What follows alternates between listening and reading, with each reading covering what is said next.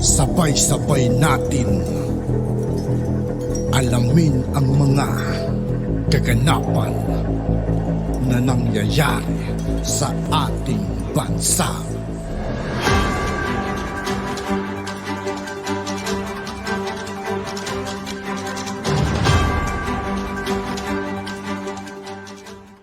Yo, what's up mga kaibigan? This is I2K po again.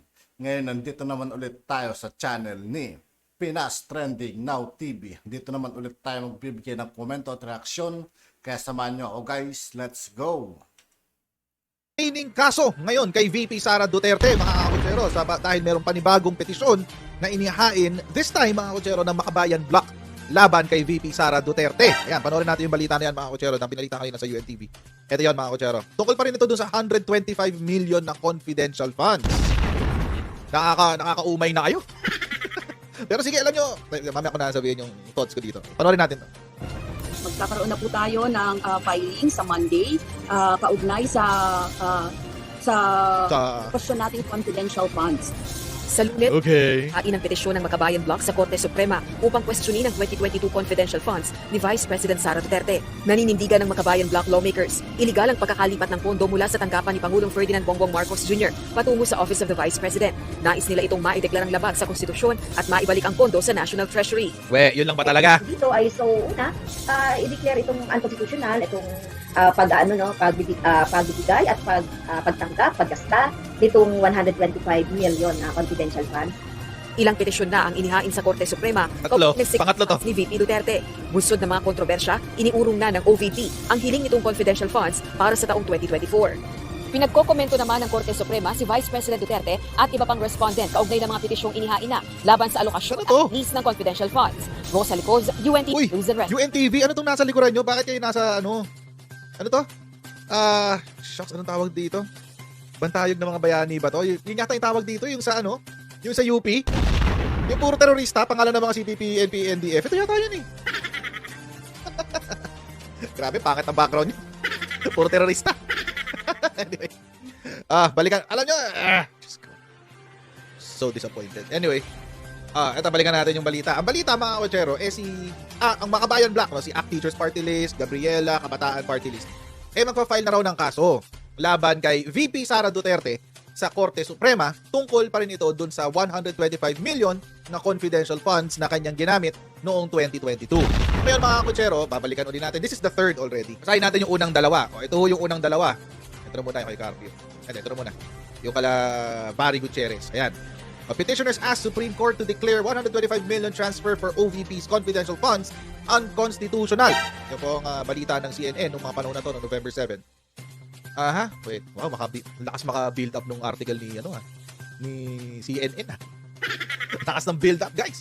A group of lawyers, constitutional experts, and economists. Wow. A group of lawyers, constitutional experts, and economists filed a petition before the Supreme Court to declare the transfer of the 125 million confidential funds to the Office of the Vice President in 2022 as unconstitutional. Yan. So ang mga kasama dito, yan nga, si Barry Gutierrez, Christian Monsod, Augusto Lagman, si Shelo Magno, yung pinalayas ng DOF dahil hindi siya team player. Kasama sila sa 11 petitioners. Okay. Tapos sa side naman nila, kanina yung sa side ng mga Makabayan Block, malabo walang sistema. Parang kinopya lang nila dito sa naunang dalawa. Ito yung sa kanila. The question of appropriation is important because these funds are the people's money.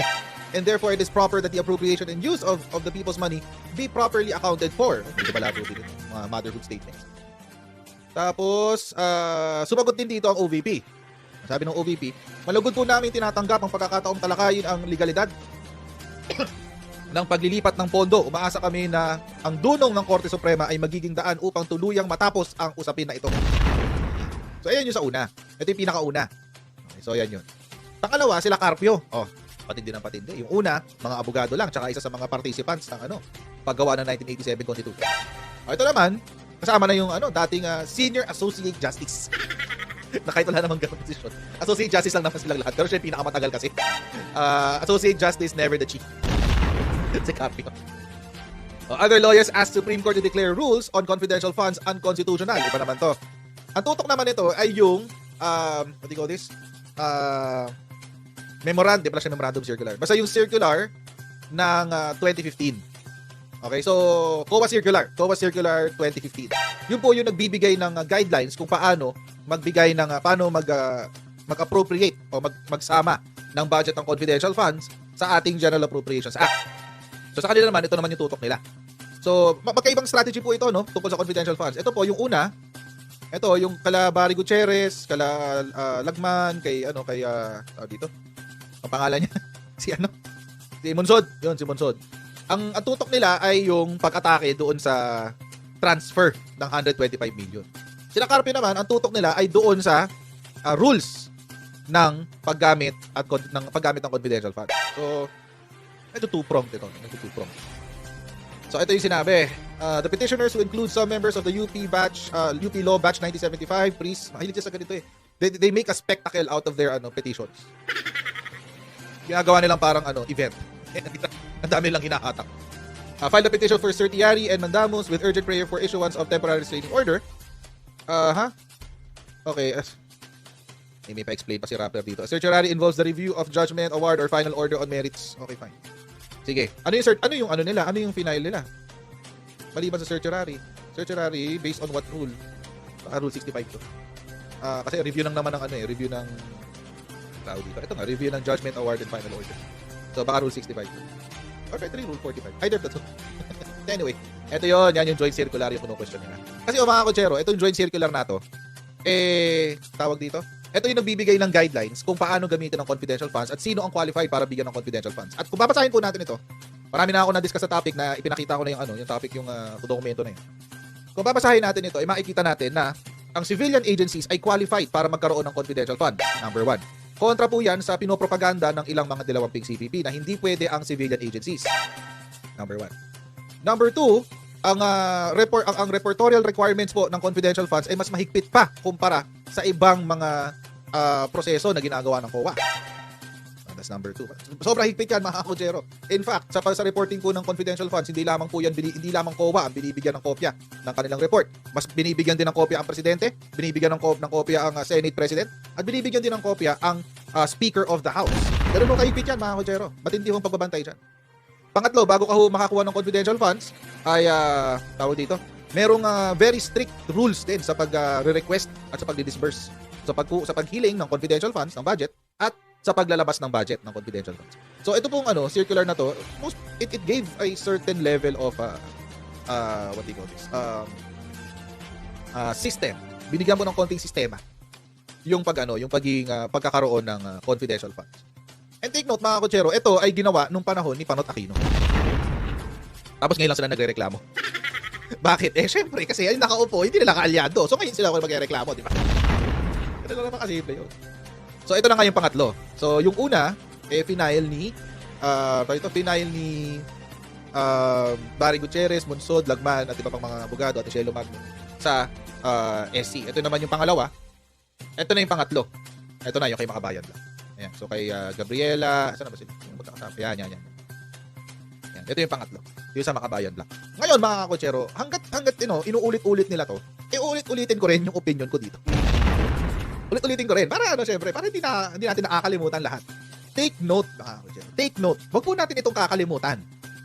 Nasa issue po ng confidential funds, magkadikit po ang bituka ng presidente at ng vice-presidente. Ulitin natin. Just in case hindi naintindihan. Sa issue po ng confidential funds, magkadikit ang bituka ng presidente at ng vice-presidente. Bakit? Kasi galing po sa presidente yung confidential funds na ginamit ni VP Sara. Naintindihan ba? Kaya po, nagsalita dito ang Office of the Executive Secretary. Yun po yung OES, Office of the Executive Secretary. Noong September 6, 2023, naglabas po ng statement ng Office of the Executive Secretary, release of the 221.4 million confidential funds to OVP, legal. Legal daw yan, sabi ng Office of the Executive Secretary. At alam naman po natin, ang ES ngayon, dito sa panahon ni President Bongbong Marcos, ay si dating Chief Justice Lucas Bersamin. So, hindi naman siguro hamak na mas mataas si Lucas Bersamin kaysa kay Carpio. Kaya, good luck. Ano po ang sinabi ni dating Chief Justice Lucas Bersamin? The release of confidential funds worth 221.424 million to the Office of the Vice President in 2022 was based on Special Provision Number 1 of last year's contingent funds. Ibig pong sabihin, nanggaling po sa contingent fund ng Pangulo ang confidential funds ni VP Sara. The Office of the Executive Secretary in a statement said disbursement of the said fund was done pursuant to Special Provision Number 1 under fiscal year 2022. Ano ba yung nakasulat sa ano na yan? Provision na yan. Under Special Provision Number 1, the President, ang Pangulo mismo, is authorized to approve releases to cover funding requirements of new or urgent activities of national government agencies, among others that need to be implemented during the year. Sa Tagalog, sagaan natin sa General Appropriations Act ng 2022 ay meron pong nakasulat doon na ang tinatawag ay contingent funds. Sa contingent funds na po na ito ay merong tinatawag na Special Provision Number 1 o provision, o unang provision, special na provision. Ano po nakasulat dito? Na ang Pangulo ay may kapangyarihan na aprubahan maglabas ng pondo para sa mga bago at urgent. Ano bang Tagalog urgent? Nagmamadaling proyekto, aktibidad o programa ng national government agencies. At yun nga po mga kaibigan, dito po nagtatapos ang ating reaction video. Muli ako po si I2K ng Sundalo ng Dunggalo. Maraming salamat sa patuloy na pagsuporta. Yeah, peace out.